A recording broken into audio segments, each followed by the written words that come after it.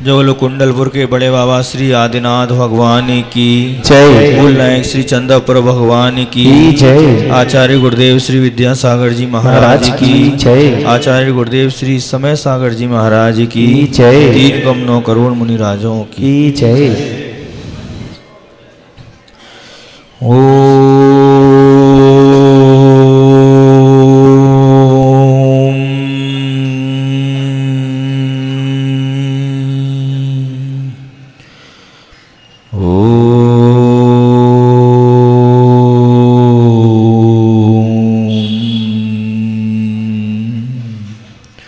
ओम ह्रीं श्रीं क्लीं ऐं और हम बम ओम हम सम तम पम बम बम ओम ओम हम हम सम सम तम तम पम पम झम झम ज्वीं ज्वीं छ्वीं छीं द्राम द्राम ह्रीं ह्रीं द्रावय द्रावय नमो रते भगवते श्रीमते ओम ह्रीं क्रों मम पापम खंड खंड है जय जय दय दय पच पच पाचे पाचे ओम नमो हम जम ज्वीं ज्वीं छिम हम सम जम बम यहा पहा सहा क्षाम क्षीं क्षूम शे क्षैं क्षौम छम छः ह्रीं ह्रां ह्रीं ह्रूं ह्रीं ह्रैं ह्रौं रं ह्रा द्रां द्रीं द्रावय द्रावय नमो रते भगवते श्रीमते टाटा श्रीरस्तु वृद्धिरस्तु तुष्टिरस्तु पुष्टिरस्तु शांतिरस्तु कांतिरस्तु कल्याणमस्तु स्वाहाइवमस्माकं कार्यसिद्ध्यर्थं सर्वविघ्ननिवारणार्थं श्रीमद्भगवत् सर्वग परमेष्टि परम पवित्राय नमो नमः।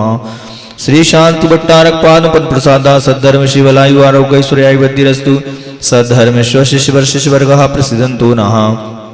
ओम ऋष्वादया श्रीवर्धमान पर्यंताश्चतुर्विंशतिहन्तो भगवन्तः सर्वज्ञा परमङ्गलनामधेया समशान्तिराकर्तारं यः मुद्र च सिद्धिं तन्वन्तुं सद्धर्मकार्येषु यः मुद्र च सिद्धिं तन्वन्तुं सद्धर्मकार्येषु यः मुद्र च सिद्धिं प्रयच्छन्तु नः। ओम नमो रते भगवते श्रीमते श्रीमत्पाशुतीतङ्कराय श्रीवदरत्नत्रय रूपाय दिव्यतेजो मूर्तये प्रभामण्डलमण्डिताय द्वादश गुण सहिताय चतुष्टय सहिताय समो शरण केवल ज्ञान लक्ष्मी शोभिताय अष्टादश दोष रहिताय षट्चत्वारिंशत् गुण संयुक्ताय परम पवित्राय सम्यक ज्ञानाय स्वयं भुवे सिद्धाय उद्धाय परमात्मने परम सुखाय त्रैलोकमहिताय संसार चक्रवर्धनाय अनंत ज्ञान दर्शन वीर सुखास्पदाय त्रैलोकवंश सकराय सत्य ज्ञानाय सत्य ब्रह्मणे ब्रह्मणा मंडल मंडिताय घाति कर्म क्षयंकराय जराय अभयम सम शांतिराकर्तारम व्याधिम गिनंतु व्याधिम गिनंतु व्याधिम गिनंतु। श्री जनाभिषेक पूजन प्रसादा सेवकानां सर्वदोष रोग शोक भय पीड़ा विनाशनम भवतु। ओम नमो रते भगवते प्रक्षिणाशेष दोष कलमशाय दिव्य तेजो मूर्तये नमः। श्री शांतिनाथाय शांतिकराय सर्व विघ्न विनाशनाय सर्व रोगा मृत्यु विनाशनाय सर्व परकृत क्षुद्रोपद्रव विनाशनाय सर्व छाम डामर विनाशनाय सर्वारि शांतिकराय ओम राम ह्रीं रूम रोम रम रश्या उषा नमः। सर्वविघ्न शांतिं कुरु कुरु मम तुष्टिं कुश कुरु कुरु स्वाहा मम पुष्टिं कुरु कुरु स्वाहा मम कामं रतिकामं वलिकामं क्रोधं पापं वैरं च अग्निवायुवयं सर्वशत्रुविघ्नं सर्वोपसर्गं सर्वविघ्नं सर्वराज्यवयं सर्वचौरदुष्टवयं सर्वसर्वशिक्षिंगादिवयं सर्वग्रहवयं सर्वदोषं व्याधिं डामरं च सर्वपरमन्त्रं सर्वात्मघातं परघातं च सर्वशूलरोगं कुक्षिरोगं अक्षिरोगं सर्वरोगं जलरोगं च सर्वनरमारिं सर्वगजागोमहिषाजमारिं सर्वसंसधान्य वृक्षलता गुल्मपत्रपुष्पमारिं सर्वराष्ट्रमारिं सर्वक्रूरवेताल शाकिनी डाकिनी भयानी सर्ववेदनीयं सर्वमोहिनीयं सर्वास्वमारिं समशान्तिराकर्तारम् अशुभ कर्मजन दुःखानि दुष्ट जनकृतान् मंत्र तंत्र दृष्टि मुष्टि छल दोषान् सर्वदुष्टि देव दानव वीर नरनहार सिंह योगिनिगर दोषान् सर्वाष्टकुली नाग जन सुष्वयानि सर्वस्ताव यम वृश्चिक सर्पादिकृत दोषान् सर्वसिंहाष्टका अपराधिक पदादिकृत दोषान् पर शत्रु कृतमानो चरण विद्वेषण मोहन वशीकरणादिकृत दोषान्। ओम ह्रीं समशान्तिराकर्तारं चक्र विक्रम सत्य जबल सौर वीर शांति पूरे पूरे सर्वजीवानंदनम जनानंदनम भव्यानंदनम गोकुलानंदनम सर्वराजानंदनम सर्वग्राम नगर खेर करवट मट्टप दौण मुख संभानंदनम सर्वाहनंदनम कुरु कुरु स्वाहा यस्वकं त्रिषु लोकेषु व्याधि व्यसनवर्जितम् अवयं चिवमारोग्यं स्वस्तिरस्तु विधीयते। श्री शांतिरस्तु शिवमस्तु जयोस्तु नित्यमारोग्यमस्तु। पूज्यवर आचार्य गुरुवर श्री विद्यासागर जी महाराज पूज्यवर आचार्य गुरुदेव श्री समय सागर जी महाराज जी के सत्संग स्वास्थ्य लाभार्थम सागर में जितने भी नगर में त्यागी वृत्ति सभी के लिए आरोग्यार्थम के लिए आज की शांतियाना के प्रथम पुण्यार्जक परिवार श्रीमान उमेश जी, अर्पित जी, अंकुर जी, बबीता जी, सुरभि जी है। अर्पित ज्वेलर समस्त परिवार श्रीमान मुकुल जी जैन के शुभ जन्म दिवस के शुभ अवसर पर पिंसी नितांश लावांश नुति मंजू मुकेश परिवार श्रीमान सुजय जैन के शुभ जन्म दिवस के उपलक्ष्य पर सुनील नीति समीक्षा सुदर्शन पूजा ड्रेसेस समस्त परिवार तुष्टिरस्तु पुष्टिरस्तु समृद्धिरस्तु कल्याणमस्तु सुखमस्तु अभिवृद्धिरस्तु दीर्घायुरस्तु कुलगोत्र जनानि सदा सन्तु सद्धर्म शिवलायु आरोग्य ऐश्वर्यायु वृद्धिरस्तु। ओम ह्रीं श्रीं क्लीं अमरमस्य औषणाय विद्याय नमोरेन्तलां रोम सर्व शांतिं कुरु कुरु स्वाहा। ओम ह्रीं श्रीं क्लीं अमरस्य औषणाय विद्याय नमोरेन्तलां रोम सर्व शांतिं कुरु कुरु स्वाहा। ओम ह्रीं श्रीं क्लीं अमरस्य औषणाय विद्याय नमोरेन्तलां रोम सर्व शांतिं कुरु कुरु स्वाहा। ओम ह्रीं जगच्छान्तिकाराय श्री शांतिनाथाय नमः सर्वोपद्रव शांतिं कुरु कुरु स्वाहा। ओम ह्रीं जगच्छान्तिकाराय श्री शांतिनाथाय नमः सर्वोपद्रव शांतिं कुरु कुरु स्वाहा। ओम ह्रीं जगच्छान्तिकाराय श्री शांतिनाथाय नमः सर्वोपद्रव शांतिं कुरु कुरु स्वाहा। ओम ह्रीं श्रीं क्लीं ऐं बड़े बाबा अर्हं नमः। ओम ह्रीं श्रीं क्लीं ऐं बड़े बाबा अर्हं नमः। ओम ह्रीं श्रीं क्लीं ऐं बड़े बाबा अर्हं नमः। आयुर्वल्य विलासम सकल शुक्लल्पम धीरम वीरम शरीरम निरुपनय तनुतोक्षकीर्तिं सिद्धिं वृद्धिं समृद्धिं पितॄन् स्फुरदुच्चै प्रतापं कांतिं शांतिं समाधिं विरुजतामुत्तमा शांतियारा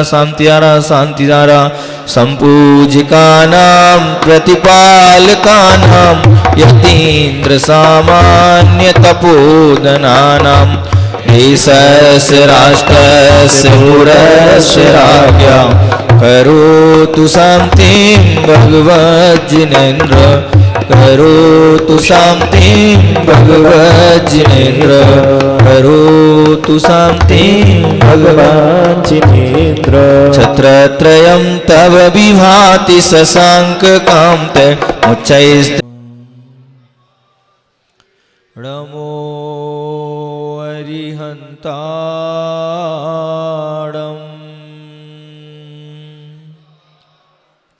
नमो सिद्धाणम्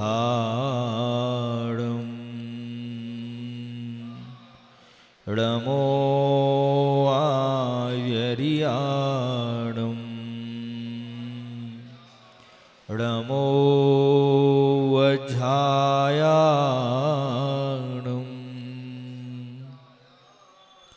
नमो लोये सवसाहूणम्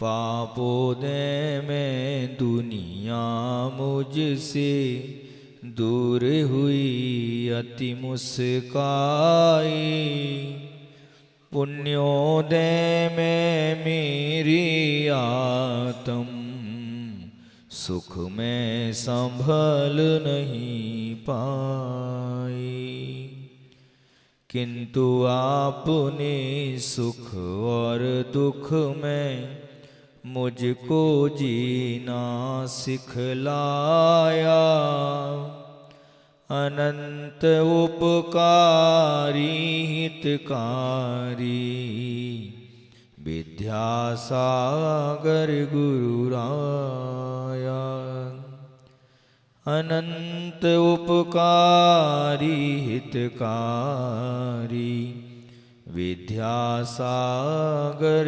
गुरुराया।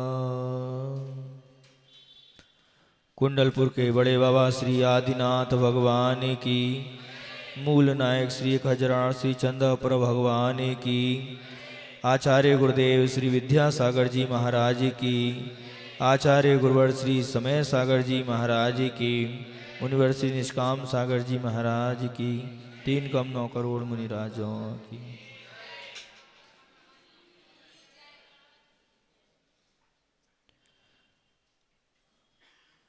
ग्रस्त के लिए बहुत सारी विशेषताओं से विभूषित किया गया है।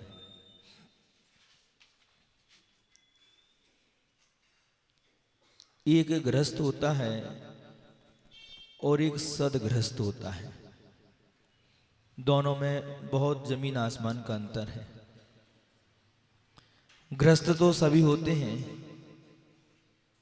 लेकिन कुछ ही बिरले व्यक्ति होते हैं जो सदगृहस्थ की उपाधि से विभूषित होते हैं। और उस गृहस्थ या सदगृहस्थ की विशेषताओं में एक सबसे अच्छी विशेषता है मधुर संभाषण।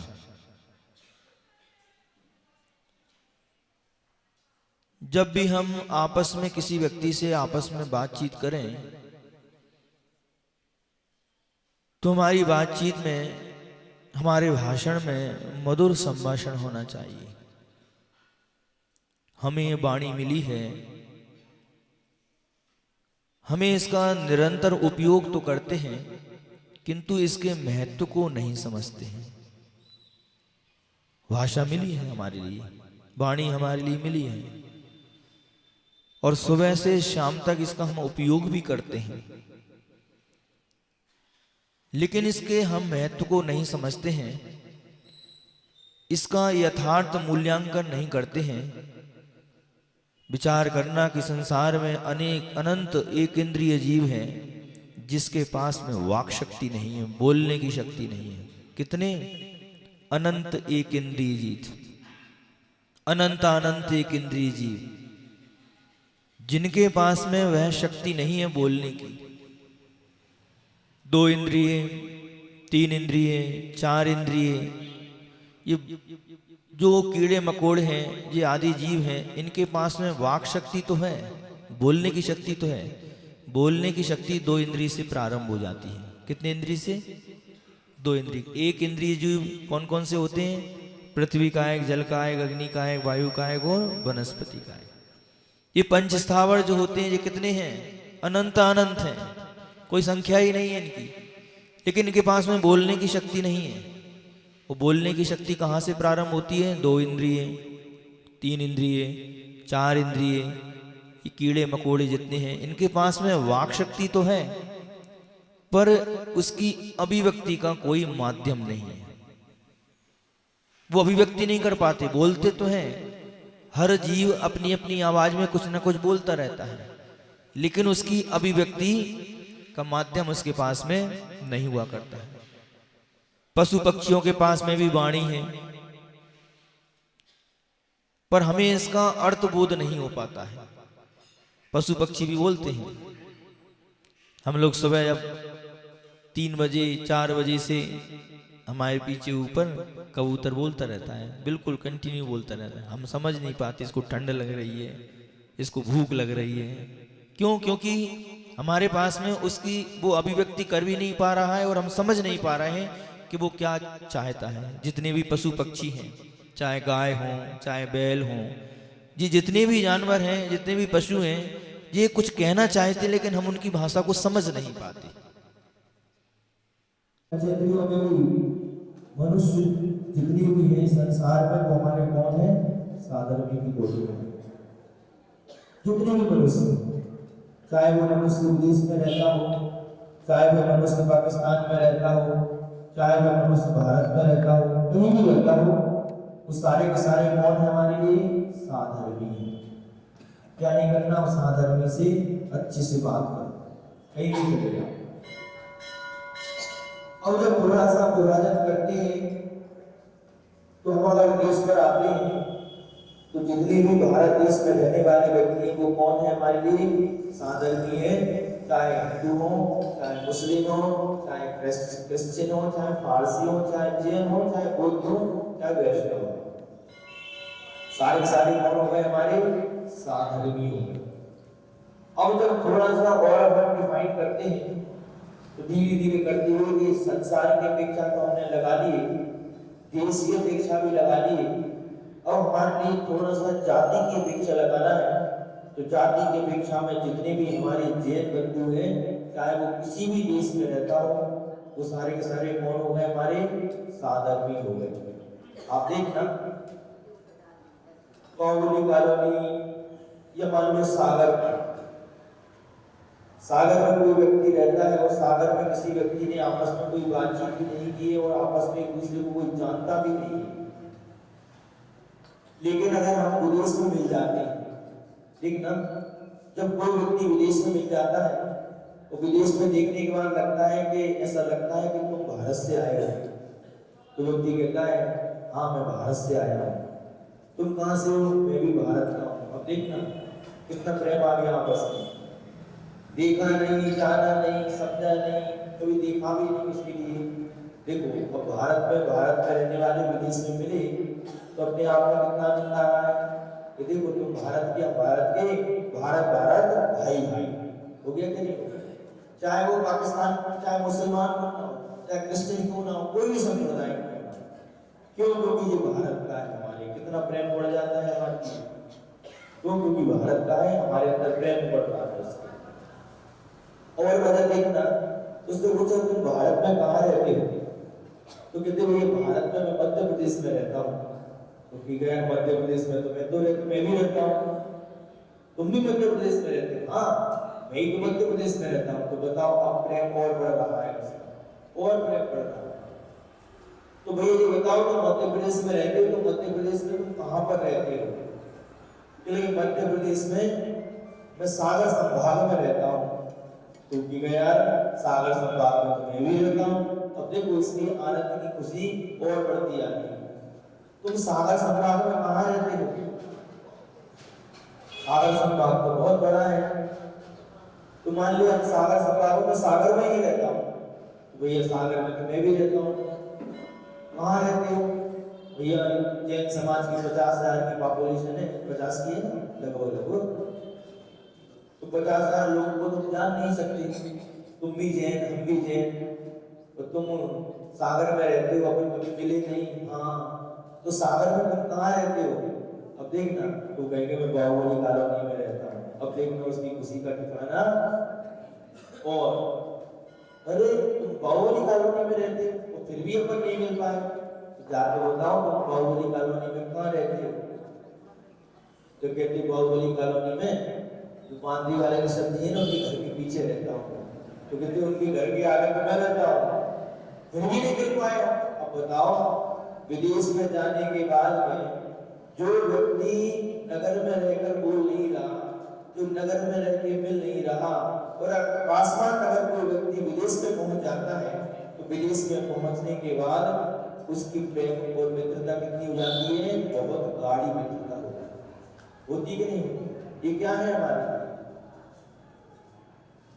जब व्यक्ति कई विपरीत परिस्थिति में या अपरिचित व्यक्तियों के बीच में मिलता है, तो जब कोई व्यक्ति परिचित मिल जाता है तो उसकी आनंद की सीमा एकदम अलग हो जाती है कि ये व्यक्ति मेरा अपना है। उसी प्रकार आचार्य महाराज कहते हैं कि अगर उसी दृष्टि से अगर तुम संसार में रहो कि संसार में जितने जीव हैं वो किसके हैं? वो अपने हैं, वो मेरे जीव हैं, तो हमारे अंदर राग द्वेष के परिणाम कभी होंगे ही नहीं। राग द्वेष के परिणाम हमारे अंदर क्यों आते हैं? उसका एक प्रमुख कारण है कि हम व्यक्ति को अपना नहीं समझ रहे हैं। तो जब व्यक्ति के अंदर अपना बनाने लगता है तो कहते हैं ये व्यक्ति तो अपना है, तो अपने व्यक्तियों की बुराइयां और गलतियां देखने में नजर नहीं आती। इसलिए सबसे पहले आचार्य महाराज कहते हैं कि गृहस्थ की सबसे बड़ी विशेषता है मधुर संभाषण करना। कहते हैं अगर आपके संबोधन अच्छे होंगे तो आपके संबंध भी अच्छे होंगे। अगर आपका संबोधन अच्छा है, और अगर आपका संबोधन अच्छे नहीं है तो कुछ भी कर लेना, आपके संबंध भी अच्छे होने वाले नहीं। आचार्य महाराज ने कहा कि मनुष्य पर्याय कितनी दुर्लभता के साथ में प्राप्त हुई है, और मनुष्य पर्याय में भी ऐसे कितने सारे लोग हैं जो बोलना नहीं जानते, मूर्ख, जो बोलता नहीं है वो सुन भी नहीं सकता। कनेक्शन है दोनों, ये एंटी बोलते हैं ना, जो सुन सकता है वह बोल भी सकता है, जो बोल सकता है वह सुन भी सकता है। अब बताइए कि मनुष्य पर्याय हमारे लिए प्राप्त हो तो गई है, लेकिन वह मनुष्य पर्याय प्राप्त होने के बाद में बोल नहीं पा रहा, गूंगा हो गया। मालूम है किस कर्म की वजह से भूखा हुआ है? बोलो, मालूम है? ये कर्म की वजह तो वो आया उसके जीवन में कि जहां पर भगवान की देशना चल रही है, गुरु के उपदेश चल रहे हैं, उस समय हमने घर गृहस्थी की बातें करी, आपस में बात करी, उन वचनों को हम अपने कानों में उतार नहीं पाए, हृदय में उतार नहीं पाए, तो कर्म ने कह दिया तुमसे कि देखो जिस कर्म की वजह से तेरे लिए ये कान मिली थी, तुमने उसका दुरुपयोग किया, और अगले जन्म में तुम क्या बन जाओगे? बहरे बनोगे।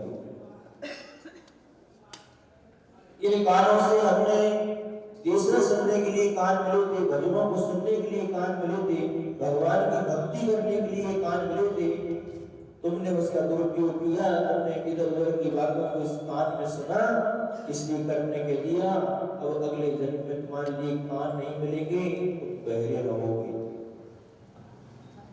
तो गूंगे बैठे होते हैं, गूंगे क्यों? इस मुख से तुम्हारे लिए अच्छी अच्छी बातों के लिए मुख मिला था, तो तुमने मुख के लिए गाली गलौज में इधर उधर की बातों में मुख का उपयोग किया, तो कर्म कहेगा जा अगले जन्म में तू गूंगा बनेगा। ध्यान रख, अपने मुख से जब भी बोलो किसी के हित के लिए बोलो, किसी के हित के लिए अपने मुख का उपयोग नहीं करो। अगर बोल सकते हो किसी के लिए अच्छा बोल सकते हो, अगर कोई व्यक्ति बोल सकता है, अच्छा बोल सकता है तो बोले, और कोई व्यक्ति अगर अच्छा नहीं बोल सकता है तो कहे मौन रहे। गूंगे हो गया, गूंगे मान लो क्यों? क्योंकि मेरे मुख से अच्छे शब्दों का प्रयोग नहीं होता। जब भी हम बोलते हैं तो किसी न किसी व्यक्ति के बारे में अहित करने की भावनाओं को लेकर हमारे मन से उच्चारण हो जाता है, नहीं इस मुख से नहीं बोलूंगा, मैं क्या करूं, मेरा कर्म का योग ऐसा है कि किसी न किसी के बारे में बोलना पड़ती है। देखना, सबसे बड़ी संपदा हमारे लिए अगर प्राप्त हुई है, ये आपके लिए जितनी भी संपदाएं प्राप्त हुई है, कोई काम की संपदा नहीं है। सबसे बड़ी हमारी अगर संपदा मिली है हमारे लिए, तो सबसे बड़ी संपदा है हमारी शब्द संपदा। कौन सी संपदा? शब्द संपदा। इस शब्द संपदा के बल पर हम अपनी बात को दूसरे व्यक्ति तक पहुंचा सकते हैं। अपनी बात को किसके तक? दूसरे व्यक्ति। बोलने का तरीका होना चाहिए, बोलने का लहजा होना चाहिए, यदवत हमारे लिए बातें नहीं करना चाहिए, मीठी बातें बोलना चाहिए। किसी नीतिकार ने बहुत अच्छी लाइन लिखी, उन्होंने लिखा है, संसार कटुक वृक्षस्य दुर्गाले अमृतभूमि सुवासितम च सुस्वादि सुस्वादु संगति सुजनई जने। संसार के कड़वे वृक्ष में दो प्रकार के फल होते हैं, एक अमृत वन के समान सुवासित और दूसरा है सुसंगति। कौन से हैं? इसमें संसार के कड़वे वृक्ष में से दो फल अमृतम है। कौन कौन से? इस संसार कैसा है? संसार वृक्ष कैसा है? कड़वे वृक्ष के समान है। इसमें दो प्रकार के फल लगे। अब कड़वे वृक्ष में दो प्रकार के फल लगना बड़ा कठिन है, बताओ। आप लोग बोल देते हो कि जैसे बोओगे वैसा काटोगे। अगर खेत में बबूल बोया है तो बबूल मिलेगा, लेकिन यहाँ पर नीतिकार क्या बोल रहे हैं कि इस संसार के कटुक वृक्ष में दो प्रकार के फल हैं, अमृतम फल हैं। एक कौन से? सुवासित संभाषण, मधुर संभाषण, तो दूसरा क्या है? सुसंगति। यानी कि इस संसार में रहकर हमारे संभाषण कैसे होना चाहिए? मधुर संभाषण। संगति कैसी होना चाहिए? सुसंगति होना चाहिए। जुबान प्राप्त करना महत्वपूर्ण नहीं है, महत्वपूर्ण है उसे सार्थकता प्रदान करना। और वाणी की मिठास ही वाणी की सबसे बड़ी क्या है? सार्थकता है। यही कारण है कि प्रत्येक सदग्रस्त हमेशा ये भावना वादेगा को पढ़ते हो, मेरी भावना पढ़ते हो, मेरी भावना में क्या है मालूम है? देखो, मेरी भावना पढ़ना अलग बात है और मेरी भावना को अपनी आत्मा की पर्याय बनाना अलग बात है। मेरी भावना पढ़ते हैं, प्रतिदिन पढ़ते हैं, दिन में दो बार में पढ़ते हैं, लेकिन हम उन अर्थों के मूल रहस्य को समझ नहीं पाते। आचार्य महाराज कहते हैं कि जब भी तुम पढ़ो, आचार्य हमेशा कहते थे बहुत नहीं बहुत बार पढ़ो। क्या बहुत पढ़ने से कुछ, बहुत पढ़ने से कुछ नहीं होगा, बहुत बार पढ़ना है। यानी कि जो विषय है उस विषय को अपनी आत्मा की पर्याय बना लो। हम पढ़ते हैं लेकिन उनकी अर्थों को नहीं समझ पाते। कभी कभी आप लोग पूजन करते हो ना, आपको पूजन याद है, देवशास्त्री की पूजन याद है आपके लिए, सबको याद है देवशास्त्री की पूजन, वक्ता में सबको याद है ना। अब जब हम उनको वक्ता में देवशास्त्री की पूजन याद उनसे बड़े ऐसे हो रहा है तो तुम बहुत सारी उच्चारणों को गलत कर दोगे। क्यों? क्योंकि तुम्हारी हैबिचुअल हो गई, या तुम सुन के याद कर लिया, तुमने बहुत सारे अर्थों का अनर्थ कर देंगे। और भक्ता में ऊपर आते हैं, भक्ता पर पौड़ी प्रभाव उद्योगम कलिकाल तको विदान सम्यक प्रणव प्रतिपाद युगम युगादा वारम है। बहुत सारे लोग बोलते हैं बालक गलत, बहुत सारे लोग बोलते हैं बालक गलत। अर्थ क्या है? बालक गलत। क्यों? देख के पढ़ना चाहिए। जब भी हम कोई ग्रंथ को पढ़े देख के पढ़ना चाहिए। तुम्हारा जीवन याद क्यों कराया जाता है? तो याद को इसलिए कराया जाता है कि जब हम कोई विपरीत परिस्थिति में, जब हमारे पास ग्रंथ ना हो तो बोलते ना विपरीत परिस्थिति में कंठस्थ विद्या कंठस्थ धन। और वो याद को इसलिए कर रहे हैं कि जो जगत पर जाए पुस्तक ना हमारे पास में तो हम उसको पढ़ रहे हैं अच्छे से। इसलिए आचार्य बोलते जब भी 50 वर्षों तक पूछ होगी अपनी साधना में लीन रहे, तो जब भी देव से प्रतिक्रमण करते थे पूछ होगी देख कर करते थे। हमेशा हम देखते थे कि आचार्य से प्रतिक्रमण को देख कर करते। तो जब हम लोगों को दीक्षा हुई तो दीक्षा के बाद पूछ होगी हमसे कहा, सब लोगों से कहा प्रतिक्रमण जो है याद करता है। और आपको संस्कृत आती थी, प्राकृत आती थी, अब कैसे याद करें? तो आदर्शी से महाराज को बने का आदर्शी तो याद करते करते हो जाएगा। तो आदर्शी का रात की कुटी को कैसे करोगे? तो अपने का कोई ब्रह्मचारी से लाइट जल जाएगी। तो आदर्शी का नहीं, रात में लाइट के उजिले में नहीं पढ़ना चाहिए।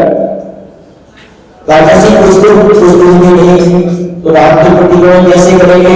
कोई बात नहीं, सुबह करेंगे। भक्ति के बाद जंगल को जाएंगे, क्लास को लगेगी, कुछ नहीं, वो हम दोनों को एडजस्ट करना है। और प्रतिक्रमण प्रारंभ में एक ही घंटा लगता था, एक ही उच्चारण करना है, देखना है, समझना है, एक ही घंटा लगता था, टाइम होता नहीं था। इतनी टेंशन करती थी, टेंशन मीन्स ये रहता था कि आवश्यकता पूरी होगी हमारी, जंगल जाना है, जंगल से आया कृष्ण क्लास प्रारंभ करती और क्लास प्रारंभ करने के बाद में और चलिए आगे चलेगी। तो आधा प्रतिक्रमण पहले करते थे, आधा बाद में करते थे। कैसे होगा? धीरे धीरे करते हुए प्रतिक्रमण को सभी कोटि महाराजों ने याद किया। लेकिन दिमाग में बात की जो आचार्य वगैरह ठीक भी करते हो, हमको याद कराकर बात समझ नहीं आई। एक दिन हम लोगों ने गुरुदेव से पूछ लिया कि आचार्य से आपने हमको प्रतिक्रमण याद करा दिया, लेकिन आप तो देखकर करते हो, क्या आपको प्रतिक्रमण याद नहीं है? छोटी छोटी छोटे तो आचार्य जवाब दिया ऐसा नहीं है। आचार्य कहते हैं कि जब भी हम कोई चीज को देखकर पढ़ते हैं तो प्रति चरण प्रति शब्दों में एक नया अर्थ उत्पन्न होता है। पहला तो हो गया कि नया शब्द उत्पन्न हो गया, नया अर्थ उत्पन्न हो गया। तो दूसरा है कि हमारा इधर वो वियोग नहीं जाता। आप लोग मंदिर पूजन करते हो, पूजन करने से क्या करते हो? ये भाग होएंगे प्रताप तो नहीं हो गया है तो बाहर निकल गए का कार्य करने के पीछे उपयोग चेंज होता है। जो हम देखकर पढ़ेंगे हमारा उपयोग पुस्तक में रहेगा, इधर उपयोग नहीं रहेगा। इसलिए याद हो अथवा हो हमारे लिए एक बड़ी करना है। ये मुझे उद्योग की सबसे बड़ी शिक्षा हम लोगों को मिली। याद करना है, कंठस्थ करना है हमारे लिए। रात में क्या करोगे? जब तक तुम्हारी कोई चीजें याद नहीं रहेंगी तो रात में अगर लाइट जलाओगे और अगर आचार्य शब्द की इतनी महान अनुकंपा है संघ के ऊपर कि आचार्य भगवान अगर थोड़ी सी भी अगर परमिशन दे देते तो आज सुबह में रात में भी लाइटें चलना शुरू हो जाती। अधिपति गुणों के बहाने भगवान जाने कौन से उपन्यास और कौन सी पुस्तकें पढ़ना प्रारंभ हो जाती। क्यों? क्योंकि आजकल सब लोगों के मन में क्या है, रात को पढ़ने से ज्यादा साइलेंट रहता है, रात एकदम आज नहीं, रात में लाइट का उपयोग नहीं करना है, दिन में करने की आवश्यकता नहीं है। क्यों? क्योंकि दिन में तो सूर्य का प्रकाश पर्याप्त रहता है। ये कुछ लोगों की छोटी छोटी सी बात है, इसलिए हम से कह रहे हैं कि जब भी आप कोई चीजों को पढ़ें तो मैं मेरी भावना की अपनी बात कर रही थी, तो मेरी भावना में बहुत अच्छी लाइन आई है, आप लोग पढ़ते हैं, प्रेम परस्पर करो मोह दूर कर रहा करें और अप्रिय कठोर शब्द नहीं कोई मुझसे पढ़िए। ये दो लाइन अगर तुमने पढ़ी करते हो, ये दो लाइन हमारे लिए इतनी उन्नति का कारण होगी, अपने जीवन में लाइनों को उतारिए। मेरी भावना अध्यात्म शुद्ध अध्यात्म, हम मेरी भावना की पंक्ति को इस तरीके से पढ़ना चाहिए जिस तरीके से ये कोई छोटा सा बालक पंक्ति को चूसता है, और जैसी पंक्ति को चूसता रहता है इसके लिए बड़ा आनंद आता रहता है, बड़ा आनंद आता रहता है। उसी प्रकार हमारे लिए मेरी भावना की लाइनों को कितनी तरीके से आत्मसात कीजिए उसको। क्यों? क्योंकि मेरी भावना में कहना है अपनी कठोर शब्द नहीं, इसी से मुझसे से कहा करें प्रेम के लिए बचनों की मधुरता की अनिवार्यता, बचनों की मधुरता की प्रेम का साम्राज्य स्थापित करती है और वाणी को बाहर शांत वातावरण में भी प्रवाह खोल देती है। अगर हमारी वाणी जो है शांत पवित्र वातावरण में भी न कभी प्रवाह खोल देती है। वाणी ऐसी होती है, देखो वाणी के माध्यम से महाभारत ऐसा भयानक युद्ध हो गया, इसके माध्यम से वाणी के माध्यम से द्रौपदी ने इतना ही तो कह दिया, बस डॉक्टर हुई तो इतना भयानक युद्ध हुआ, इतना भयानक युद्ध हुआ कि लाख लोग हो गए और के घाट। इसलिए इस दुनिया में मदद में और उस दुनिया में क्या है विष्णु, ये दुनिया में अगर तुम चाहो तो अमृत की भेंट होती है तुम्हारे भेंट से, और इस दुनिया में अगर तुम चाहो तो तुम्हारे माध्यम से विष्णु भेंट सकती है। इसी ने कहा है कि अमृत से विष्णु इसके पास और एक दूसरे को लाभ दे और एक लाभ दे विनाश, ये वायरस जो भूल से कर जाएगा विनाश हो जाएगा इस चिंता में। ये चिंता बहुत अच्छी नहीं है, कहीं भी चली जाती है, इसको बहुत समझ के सोच समझ के जो कुशल व्यक्ति होते हैं वे इस चिंता से अमृत भी ले सकते हैं और इस चिंता के माध्यम से हम जहर भी भूल सकते हैं। ऐसे शब्दों का चयन करें, कहाँ पर करना है, ये हमारे लिए ध्यान देने योग्य हो सकता है। गुरुदेव की एक बात याद आती है कि आचार्य गुरुदेव की जिह्वा में ऐसी बातें थी कि जब भी वो बोलते थे वैसा लगता था कि वो अमृत की बात करते हैं। पूज्य गुरुदेव ने कभी भी अपनी भाषा स्मृति का उल्लंघन नहीं, पूज्य गुरुदेव ने जो बोला है वो सोच समझ के कभी पूरे शब्दों में आचार्य भगवत आप लोगों को देखा सागर वालों को बहुत सवाल का काम मिला है, पूज्य गुरुदेव की बहुत नजदीक नहीं, इतना सौभाग्य को हमारे लिए प्राप्त नहीं हुआ। आचार्य भगवत ने अपनी वाणी से, आचार्य भगवत ने अपने शब्दों के माध्यम से हर व्यक्ति के लिए बहुत किया है। ये जी आचार्य गुरुदेव विद्यासागर महाराज की बहुत बड़ी विशेषता।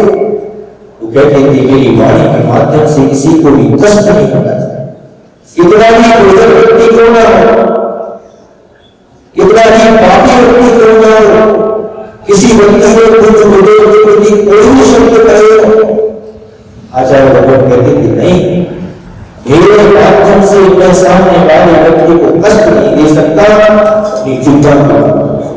क्यों? क्योंकि ये चिंता मात्र 3 इंच की चिंता है, लेकिन 3 इंच की चिंता अपने बड़े ये सर्वनाशी वसत की 3 इंच की जिब्बा छोटी है लेकिन बहुत बड़ी खोटी भी है। लेकिन इसी जिब्बा का अगर हमने सदुपयोग कर लिया, इसी जिब्बा का हमने अच्छे तरीके से उपयोग कर लिया तो ये जिब्बा भी बहुत बड़े बड़े कार्य भी कर सकते। शब्दों का चयन हमारे लिए होना चाहिए। हमें अपनी प्रत्येक प्रवृत्ति पर नजर रखनी चाहिए। अंग्रेजी में बहुत अच्छा शब्द आता है व्हाट्सएप। क्या होता है? बोलिए, बहुत सारे लोग पढ़े लिखे होंगे, व्हाट्सएप क्या होता है? बोलो ना,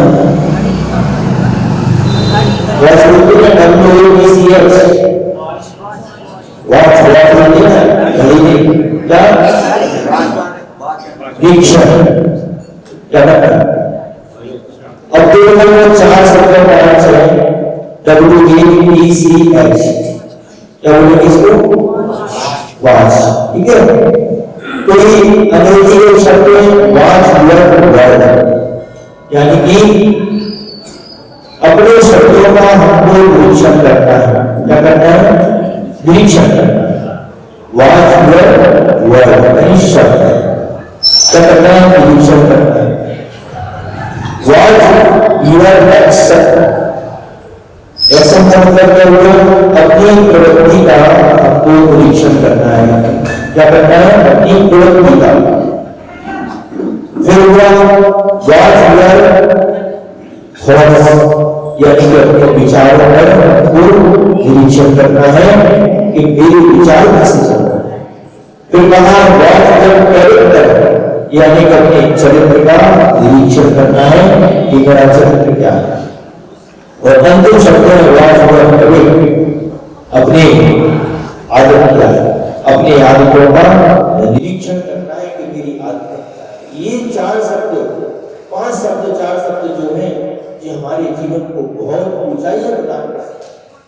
इन 4-5 शब्दों में हमारे लिए लगाना है कि हम अपने शब्दों को के प्रति हमारा क्या होना चाहिए। शब्दों पर निरीक्षण करना है। हमारे शब्द कैसे हैं, हमारी भाषा कैसी है। कहते हैं जब आप अकेले में हैं तो अपने विचारों के प्रति सावधान रहें। जब आप अकेले में हैं तो अपने विचारों के प्रति सावधान रहना, और जब आप भीड़ में हो तो अपने शब्दों के प्रति सावधान रहना। जब हम अकेले रहते हैं तो हमारे जो विचार होते हैं इधर उधर चले जाते हैं। आप लोग कहते हैं महाराज जी हम नमोकार की माला फेरने बैठते हैं, तुम्हारे विचार इधर उधर चले जाते हैं। कर में माला फिरे और तुम फिरे बाजार। माला तो फेर रहे हैं कर में, लेकिन हमारा मन कहाँ जा रहा है? बाजार में जा रहा है। इसलिए कहा गया है अपने शब्दों के प्रति हमारे लिए क्या करना? निरीक्षण करो कि हमारे शब्द क्या है। तुम्हारे शब्द अगर एक शब्द तुमने बोल दिया तो एक शब्द से क्या हो जाएगा? कोहराम हो जाएगा। इसलिए अकेले में हो तो विचारों के प्रति सावधान रहना, और जब आप भीड़ में हो तो अपने शब्दों के प्रति सावधान रहना। ऐसा नहीं कि तुम्हारे एक शब्द से बहुत बड़ा हमारे लिए नुकसान हो जाए। अपनी प्रवृत्ति का निरीक्षण करो, हमारी प्रवृत्ति कैसी है उसका निरीक्षण करना चाहिए हमारे लिए। दूसरा, अपने विचारों का निरीक्षण करो जो हम आपसे बोलकर आए, और अपने चरित्र का निरीक्षण करो कि मेरा चरित्र क्या है।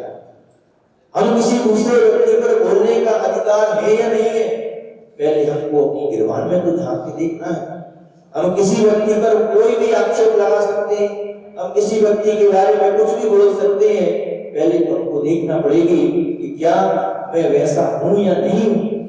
उसी व्यक्ति को बोलने का अधिकार दिया जाता है जो व्यक्ति उस चीज से, उस चीज में संलग्न ना हो, प्रवृत्ति ना हो, उसका कैरेक्टर कैसा है, उसका चरित्र कैसा है, तो हम किसी दूसरे व्यक्ति पर चरित्र के बारे में उंगली उठा सकते हैं। लेकिन बोलना बहुत सरल होता है, लेकिन समझना बहुत कठिन होता है। हम किसी व्यक्ति के बारे में कुछ भी कह सकते हैं, क्योंकि बोलने का स्वतंत्र अधिकार है। इसलिए कहा गया नहीं, बोलते समय संयमित होना चाहिए। आचार्य महाराज कहते थे, देखो ये तो श्रावक की बात चल रही है, मुनि महाराज ने कहा गया है मुनि महाराज तो बोल ही नहीं सकते, ये तो मात्र आप लोगों के लिए उपदेश दिया जा रहा है कि साधुओं के लिए किस तरीके से भाषा समिति का उपयोग होना चाहिए। उस साधु अगर अपनी भाषा समिति से अगर नीचे उतर जाता है तो कह दिया है उसका गुणस्थान गिर गया है, पक्की है गुणस्थान गिर गया है, दो भाषा समिति से अलग अलग। अगर कोई गाड़ी ट्रैक पे चलते चलते और नीचे उतर जाती है तो क्या होती है, बोलो। नीचे अगर ट्रैक से उतरी क्या काम की, तो ट्रैक पे अगर आ गई तो फिर भी ठीक है, पर अगर ट्रैक से नहीं आई तो उसके पास में उसके साथ में जितने पैसेंजर बैठे हुए हैं उनके लिए बहुत बड़ी खतरे की घंटी बज जाती है। क्यों, ट्रैक से उतर गए। इसलिए जो भी है, जिनके माध्यम से जितने लोग आगे बढ़ रहे हैं, अगर उनके माध्यम से शब्दों का चयन अच्छा रहेगा तो ध्यान रखना, शब्दों का चयन अच्छा रहेगा तो सामने वाले व्यक्ति भी तुम्हारी लाइन पर चलते रहेंगे। तो तुम्हारे शब्दों के माध्यम से तुम ट्रैक से अगर नीचे उतरे तो जितने लोग अगर ट्रैक से नीचे उतरेंगे उसका सारा का सारा ड्राइवर किस पे जाता है, कुशल ड्राइवर चालक रहता है। अगर थोड़ा सा बहक गया बताओ कितने सारे लोगों की जिंदगी बर्बाद हो जाएगी, मैं पूछना चाहूंगा। इसलिए आप लोग देखते हो कि ड्राइवर अच्छा है या नहीं है, समझदार है या नहीं है, गाड़ी चला सकता है या नहीं है, ऐसा तो नहीं हम अपनी पूरी की पूरी जिंदगी इसके नाम सुपुर्द कर रहे हैं। इसलिए जो इतने बड़े बड़े पायलट वर्ग होते हैं जिनको हमने कभी देखा नहीं है, लेकिन ये पता है कि पायलट हमारे लिए इसका कुशल अपने स्थान पर छोड़ देगा। क्यों, क्योंकि जिसने इसको पायलट बना है तो उसकी इतनी सारी परीक्षाएं होती हैं, इतनी सारी चीजों को फेस करके आता है। उसी प्रकार एक गुरु होता है, उस पायलट की तरह होता है कि जिस गाड़ी में वो व्यक्ति बैठे हैं, जितने सारे लोग बैठे हैं, उसका सबसे बड़ा कर्तव्य होता है उनको कुशल अपनी मंजिल तक पहुंचाने का कार्य गुरु का होता है। आचार्य गुरुदेव माननीय को कुशल पायलट का कार्य किया उन्होंने, जिन्होंने पूरी समाज के लिए बहुत व्यवस्थित तरीके से सकसल एक उन्होंने लाइन और पटरी दे दी, तुम्हारे लिए इस पटरी पर चल रहा है, मैं चलूंगा तुम्हारे साथ में, लेकिन तुम्हारे लिए रास्ता बता दिया। गुरु जो होता है वो एक मील की पत्थर की तरह होता है, गुरु साथ में चलता नहीं है लेकिन रास्ता दिखाता है, इस रास्ते पर जाओगे तो तुम्हारे लिए मंजिल मिल जाएगी। अपने जीवन में एक गुरु का निर्णय जरूर करें। मैं आपसे कहना चाहता हूँ, आप जब गर्मी के समय में बाजार में जाते हैं, बाजार में जाने के बाद 50 रुपए के घड़े के लिए इतने खुद हो जाकर आप उस घड़े को खरीदते हो मात्र अपनी प्यास को बुझाने के लिए। आपकी प्यास को बुझाने के लिए आप उस घड़े को इतना ठोक करके बाजार से घर लेकर आते हो। अरे जन्म जन्म की प्यास को बुझाने के लिए एक ऐसे गुरु का चुनाव करना जो तुम्हारी जन्म जन्म की प्यास को बुझा दे। कोई कार्य किया हमारे आचार्य गुरुदेव से विद्या सर, ऐसे गुरु का आदर कर लेना है हमारे लिए। कपड़े उतारने से कोई गुरु नहीं हो जाता था। गुरु की परिभाषा क्या बताई गई है, आज हमको देखो, हम नहीं जानते कि अपने आचार्य, हम नहीं जानते कि हमको भगवान कैसे थे, हम ये भी नहीं जानते कि भगवान महावीर स्वामी कैसे थे, हम ये भी नहीं जानते कि समंतभद्र महाराज कैसे थे, हम ये भी नहीं जानते कि वीरसेन स्वामी महाराज कैसे थे, हम ये भी नहीं जानते कि आचार्य शांति सागर जी महाराज कैसे थे। लेकिन जब आचार्य विद्यासागर जी महाराज को देखा तब लगा कि आचार्य विद्यासागर जी महाराज जैसे भगवान महावीर स्वामी थे, आचार्य विद्यासागर जी समझ पर्याय में अपर नाम बन चुके आचार्य विद्यासागर जी महाराज। बंधुओं, उनके शब्दों का चयन देखो, आप लोग भी जानते थे आचार्य से हमारे सागर अयो आचार्य जी बोलते थे और नहीं कहते थे, क्या बोलते थे, देखो देखो में क्या हो गया, देखो और आ गए तो आप लोग क्या बोलोगे, आचार्य जी आपने बोला देखो, देखो तो बोला आ गए, फिर आचार्य जी नहीं आए तो हमने क्या बोला था, देखो। इसको बोलते हैं वचन। इसको अन्य वचन बोलते हैं कि किसी व्यक्ति को अपनी बोलने से पीड़ा ना हो, कोई व्यक्ति कॉन्फिडेंस में ना रहे। कॉन्फिडेंस में तो रहना चाहिए व्यक्ति के लिए, ओवर कॉन्फिडेंस में नहीं रहना चाहिए। ऐसे ही अपनी भाषा सभी की बहुत अच्छे तरीके से जब रखते हैं, शब्दों से ही हमारे जीवन का निर्माण हुआ करता है। शब्दों से ही हमारे जीवन का निर्माण हुआ करता है और यही शब्द आगे चल के निर्माण प्राप्त करा देते हैं हमारे लिए। इसलिए हमारे लिए शब्दों का चयन हमारे लिए बहुत ही सुव्यवस्थित तरीके से होना चाहिए। किससे बोलना है, कैसा बोलना है, कब बोलना है, यथोवत अथवा नहीं बोलना है। तो जब ऐसे होते हैं, ऐसे बोले, देखो ज्यादा बोलने वाला व्यक्ति अच्छा लगता है या कम बोलने वाला? बोलो तो सही, कम बोलने वाला। अच्छा, आचार्य श्री बोलते अच्छे समय अच्छे लगते थे कि मौन रहते अच्छे लगते थे? अगर आचार्य श्री के पास में तो कोई घंटे बिठा दे और आचार्य श्री कुछ भी नहीं कहे, कुछ बोले भी नहीं, तो कैसा लगता था? ऐसा लग रहा है साक्षात ये अरिहंत भगवान की प्रतिमा यहाँ पर बैठी है। भले कुछ नहीं बोले लेकिन आत्मिक शांति हमारे लिए प्राप्त होती थी। ऐसे ही हमारे जीवन में अच्छी संयोजना, शब्दों का अच्छा चयन हो और आगे चल के हम भी निर्माण के लिए प्राप्त हो। इन्हीं मंगल भावनाओं के साथ में महावीर भगवान की आज बहुत सारे लोग पूजा आचार्य गुरुदेव के चरणों में सागर के लिए निवेदन करने के लिए गए हैं। सभी लोग बहुत अच्छे से प्रसिद्धि बढ़ाए कि हमारे पूजा आचार्य गुरुदेव विद्या कुलनायक आचार्य भगवत श्री समय सागर जी महाराज का शीघ्र सागर की उस पुण्य धारा पर आगमन हो और दोनों महाराज के साथ में पूरी विशाल जन समुदाय के साथ में एक भव्य अति भव्य आगवानी हम यहाँ पर। अच्छा, सारे 10 बजे लोग जा रहे हैं, ठीक पहले बोलते थे 10 मिनट पहले छोड़ देते, चलो जाओ। आप लोग जा रहे हैं, आपके कार्य में हमारी योजना है और दोनों महाराज जी का भी आचार्य भगवान से उसको बोलते ना और आचार्य श्री के ना दोनों महाराज जी आपकी आह्वान करने के लिए ये सभी से इंतजार है और सागर में उन्नतियां मिलने के लिए तैयार है। ऐसा हमारी भावनाएं करते हैं ना। पूरी समाधि स्वात्मा